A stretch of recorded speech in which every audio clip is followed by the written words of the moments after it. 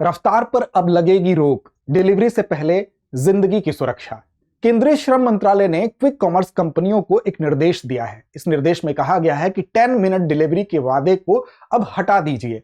अब इस निर्देश को दिए जाने के पीछे क्या उद्देश्य है, साथ साथ इसकी मांग कब से चल रही थी, इन सभी पक्षों को हम समझने की कोशिश करेंगे। अब इस निर्देश के बाद जो कि श्रम मंत्रालय के द्वारा दिया गया है, दरअसल इसका प्रभाव जितनी भी क्विक कॉमर्स कंपनियां हैं उन पर पड़ेगा। इसके अंतर्गत जैसा कि आप जानते हैं, क्विक कॉमर्स कंपनियों के अंतर्गत जैसे कि ब्लिंकिट हो गया, स्विगी हो गया, जोमेटो हो गया, जेप्टो हो गया, ऐसी कंपनियां आती हैं इसके दायरे में। अब इन कंपनियों पर से इस निर्देश का क्या असर पड़ेगा, इसका असर तुरंत दिखाई भी दिया है और क्यों ये कदम उठाए गए, बेसिकली इसको समझते हैं और साथ साथ ये भी समझेंगे कि गिग वर्कर्स की जो डिमांड चल रही थी उसके अंतर्गत भी ये मांग थी, तो इसके अलावा गिग जो वर्कर्स होते हैं उनका भारतीय अर्थव्यवस्था में क्या योगदान है और क्यों इनकी इंपॉर्टेंस है। तो चलिए सबसे पहले जानते हैं कि यह फैसला क्यों लिया गया। इस फैसले को लिए जाने के पिछले दरअसल जो बहस थी वो पहले से ही चल रही थी। आप देखें कि जो 10 मिनट डिलीवरी है, इस मॉडल पर जो काम हो रहा था उसको लेकर जो राइडर्स होते थे, यानी कि जो डिलीवरी देने वाले व्यक्ति होते थे, वो काफी तेज, कभी कभी उनको जाना पड़ता था, असुरक्षित ड्राइविंग एक उनके ऊपर प्रेशर क्रिएट हो रहा था। 25 दिसंबर को गिग वर्कर्स जो थे उनके यूनियन के द्वारा जो प्रदर्शन किया गया था, उनमें जो मांगे शामिल थी, उन मांगों में बेहतर वेतन और साथ साथ सोशल सिक्योरिटी का मामला तो था ही, साथ साथ इसमें जो एक अन्य मांग थी वो टाइम बेस्ड डिलीवरी को हटाए जाने की मांग भी शामिल थी। अब राइडर्स जो होते हैं उनकी टी शर्ट्स पे, उनके बैग पर और साथ साथ उनके टाइमर पर भी ये चीज चलती रहती है कि 10 मिनट में डिलीवरी उनको देना है। इसकी वजह से यह महसूस किया गया कि उनके ऊपर एक भारी मनोवैज्ञानिक दबाव होता है। कई बार विपरीत परिस्थितियां होती हैं, बारिश हो रही होती है या उनको कई डिलीवरीज देनी होती हैं, तो इस समय की पाबंदी की वजह से और इस कमिटमेंट की वजह से उनके ऊपर बेवजह का एक मनोवैज्ञानिक दबाव पड़ रहा था।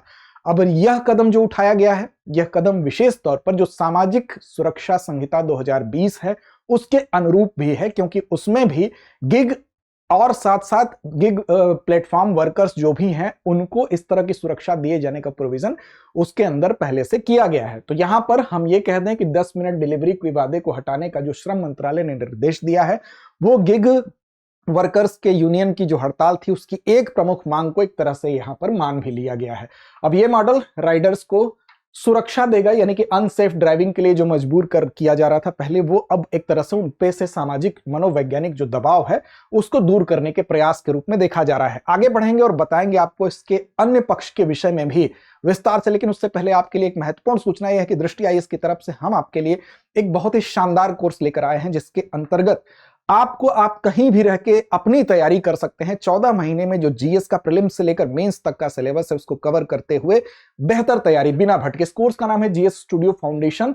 अब इस कोर्स में आप 24,999 रुपए में अपनी तैयारी को, प्रीलिम्स से मेंस तक की तैयारी को कर सकते हैं। 18 महीने इसकी वैलिडिटी है। इसकी बहुत सारी खास बातें हैं। देखिए, इसमें 1250 प्लस घंटों की आपको क्लासेस मिलेंगी, इसमें 18 क्लास टेस्ट मिलेंगे आपको देने को, और साथ साथ ये प्रीलिम्स और मेंस दोनों से संबंधित होंगे। इसके अलावा आपको करंट अफेयर का जो महत्वपूर्ण सेक्शन होता है उसके लिए आपको 2 साल के क्लासेस का एक्सेस मिलेगा, उसके लिए प्रिंटेड मटेरियल्स मिलेंगे।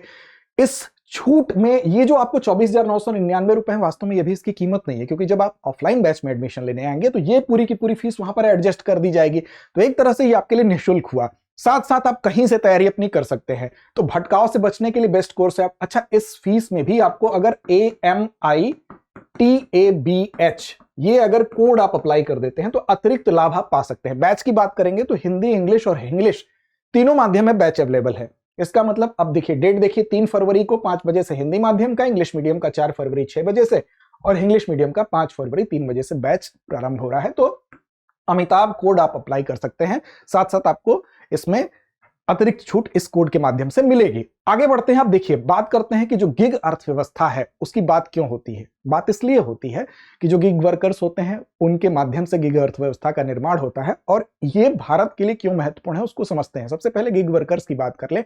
देखिए, जो कोड बना है, कोड ऑन जो सोशल सिक्योरिटी को लेकर 2020 में बनाया गया था, उसके अंतर्गत ऐसे व्यक्ति, इनको जो परिभाषित किया गया है, वो कहा गया कि ऐसे व्यक्ति जो कि ट्रेडिशनल एम्प्लॉयर और एम्प्लॉय का जो रिलेशन होता है उसके अलावा, ट्रेडिशनल रिलेशन कैसा होता था, उसमें क्या होता था कि उनको वेतन दिया जाता था, जो एम्प्लॉयर था वो एम्प्लॉय को वेतन देता था, स्थायित्व होता था, पीएफ वगैरह की व्यवस्था होती थी, तो उससे बाहर रहकर जो लोग काम करते हैं, यानी कि ट्रेडिशनल रिलेशन के अलावा ऐसे व्यक्ति जो उस पारंपरिक रिलेशन से बाहर रहकर काम करते हैं, इनका काम कैसा होता है, तो टास्क बेस्ड होता है, टास्क दे दिया जाता है।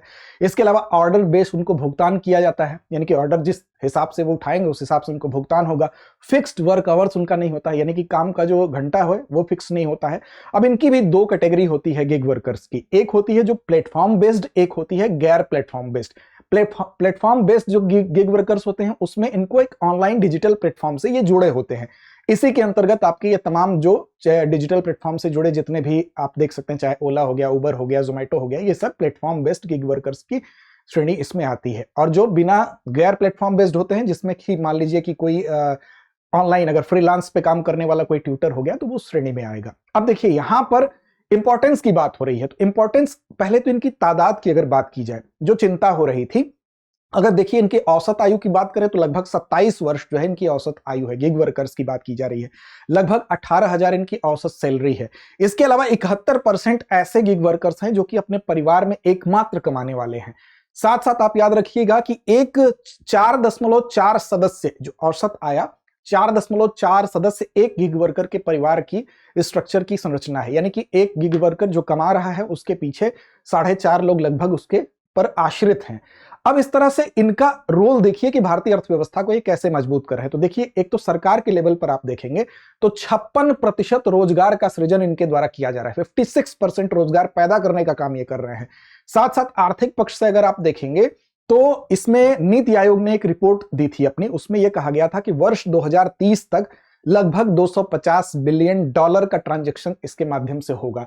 तो यह भी एक महत्वपूर्ण स्थिति है। साथ साथ ये आप देख सकते हैं कि यह कहा गया कि गिग वर्कर्स की स्थिति 2020-21 में 77 लाख थी, गिग इकोनॉमी में ये कार्य कर रहे थे। 2030 तक 2.35 करोड़ होंगे और प्रतिवर्ष इसमें 13% की वृद्धि हो रही है, यानी 13% की दर से ये बढ़ भी रहे हैं।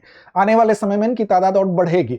साथ साथ अब देखिए सोशल इनका क्या है, सोशल अगर देखिए इनका योगदान, तो जो कमजोर वर्ग है, बेसिकली कमजोर वर्ग का सशक्तिकरण हो रहा है। जैसा कि आपने देखा कि 4.5 व्यक्ति में एक व्यक्ति कमाने वाला है, तो कमजोर वर्ग इसके माध्यम से उसका सशक्तिकरण भी हो रहा है। महिला हो गई, युवा हो गए, या तमाम ऐसे दिव्यांग पुरुष हो गए कि जो घर रहकर इन कार्यों की वजह से अर्थव्यवस्था में अपनी भूमिका निभा रहे हैं। साथ साथ आप देखिए जो ऑनलाइन ट्यूटर हो गए, या आप देख सकते हैं कंटेंट राइटर हो गए, ये लोग क्या करते हैं, ये घर रह के ही अर्थव्यवस्था में योगदान देते हैं। स्टार्टअप की जो प्रारंभिक लागत होती है वो बहुत कम होती है, तो ये इसका फायदा होता है। श्रमिकों को एक फ्लेक्सिबल वर्किंग कंडीशन मिलती है, यानी कि वो किसी स्थान पर रहकर काम कर लेते हैं, वो उनके लिए स्थान की बाध्यता नहीं होती है। साथ साथ वो ऑनलाइन माध्यम से काम कर लेते हैं। फिर डिजिटल साक्षरता भी इसके माध्यम से बढ़ती है। साथ साथ आप देखिए तो संचार कौशल भी डेवलप होता है और सस्ती और तेज सेवाओं का विस्तार तो हो ही रहा है। तो भारतीय अर्थव्यवस्था में जहां 1.25% जीडीपी में योगदान इनका बताया जा रहा है कि 2030 तक अगर इसी गति से ट्रांजैक्शन होता रहा तो वो जीडीपी का 1.25% होगा। तो आप समझ सकते हैं कि भारतीय अर्थव्यवस्था में भी इनका योगदान किस तरह से है। तो ये जो बहस चली है उस बहस में ये एक पहला सकारात्मक कदम उठाया गया है। आगे हो सकता है कुछ और सकारात्मक कदम देखने को मिले। तो ये आज की हमारी प्रमुख खबर थी। अब देखिए इसमें नीति आयोग की रिपोर्ट ये भी कहती है कि इसमें 47% लोग ऐसे थे जो मीडियम स्किल्ड जॉब में थे, 31% ऐसे थे जो कि लो स्किल्ड जॉब में थे और 22% ऐसे थे जो हाई स्किल्ड जॉब में थे। तो ये डिफरेंट एरियाज को कवर भी करते हैं, ये भी आंकड़ा ये बता रहा है। इसमें ये अलग अलग आपको आंकड़े दिए गए हैं कि किस किस फील्ड से कितने कितने लोग जुड़े हुए हैं, ये आप देख सकते हैं। अब चलते हैं अभ्यास प्रश्न की तरफ। आज का अभ्यास प्रश्न आपकी जिम्मेदारी छोड़ते हैं। निम्नलिखित में से कौन सी कंपनी ने अपना टैगलाइन बदलकर 10 मिनट डिलीवरी का दावा हटाया है, स्विगी, जोमेटो, ब्लिंकिट या जेप्टो? तो इस प्रश्न का जवाब कमेंट बॉक्स में दीजिए। साथ साथ याद रखिए हमारे टेलीग्राम चैनल को अभी तक आपने फॉलो नहीं किया तो कर लीजिए, दृष्टि आईएएस यूट्यूब नाम से। यहाँ पे आपको इस कार्यक्रम की लिंक और पीडीएफ उपलब्ध होगी। तो लड़ते रहिए, अपने लक्ष्य की ओर बढ़ते रहिए। अब एग्जाम की तैयारी को और बेहतर करने के लिए हमारे चैनल को लाइक, शेयर और सब्सक्राइब करना ना भूलें।